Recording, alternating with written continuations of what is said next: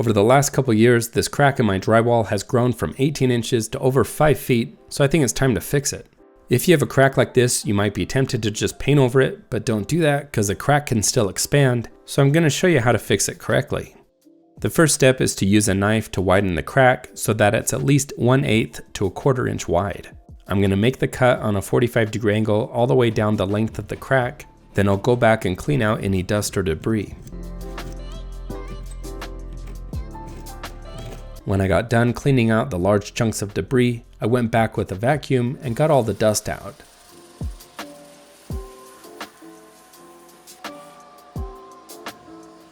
The reason why I made the crack wider and cleaned it out so thoroughly is so that the drywall mud that I'm going to apply later will bond correctly. With the prep done, the next step is to test why this wall had a crack in it.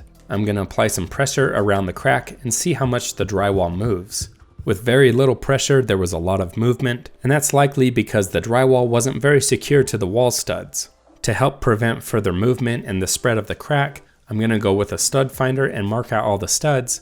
Then I'm going to put some drywall screws in the studs about 1 inch and 6 inches from the center of the crack on both sides.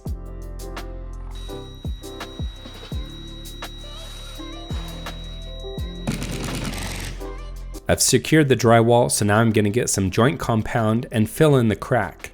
To make it easier, I'm just going to use one of these premix jars, and I'll also need one of these troughs and a 6-inch knife.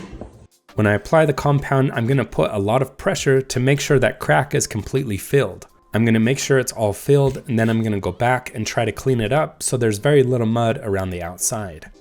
Now I'm going to grab a roll of this drywall joint tape, but before I put it on the wall, I need to make sure that the crease is on the right side. So the drywall tape is pre-creased, and the crease hinge is what needs to go against the wall. If I put it on the wrong side, it may not seal correctly, and I could get a bubble underneath the tape.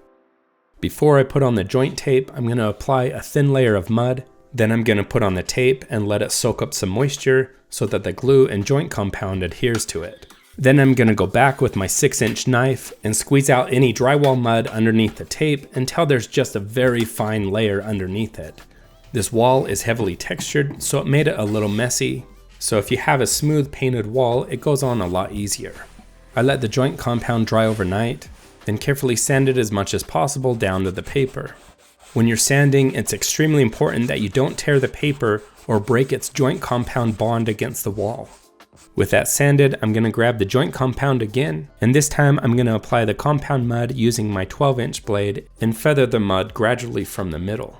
Again, this is a lot easier if your wall is smooth and not heavily textured like this one is.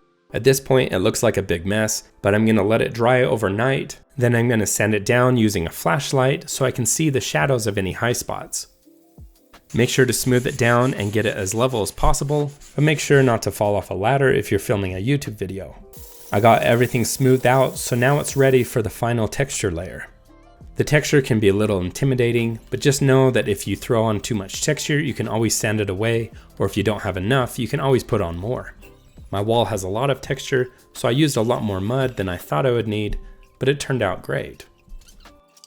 Once the texture's on, let it dry, then go back and sand down any high spots.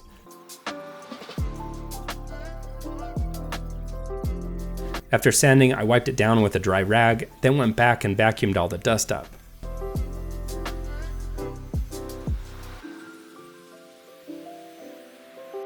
Now, this is critical. Before you put on paint, you have to do a layer of primer, and in this case, I'm going to use this Kills 2 multi-surface primer. You can also use shellac or PVA primer over joint compound, but I don't recommend ever using the paint and primer mix. The primer is dry, so now I'm ready to put on the paint. Once again, a friendly reminder to not skip the primer step. You have to put on primer before you put on paint. I'm going to apply 2 coats of paint and let it dry. Then we can see the before and after of how this project turned out. This is the drywall crack before our work, and this is how it turned out. By taking the time to do it right, you can't even tell that there was a crack in the drywall.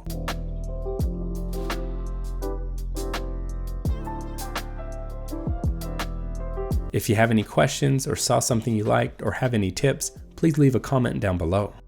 Hopefully this video helped you so you can now go out and help someone else. Thanks so much for watching and have a great day.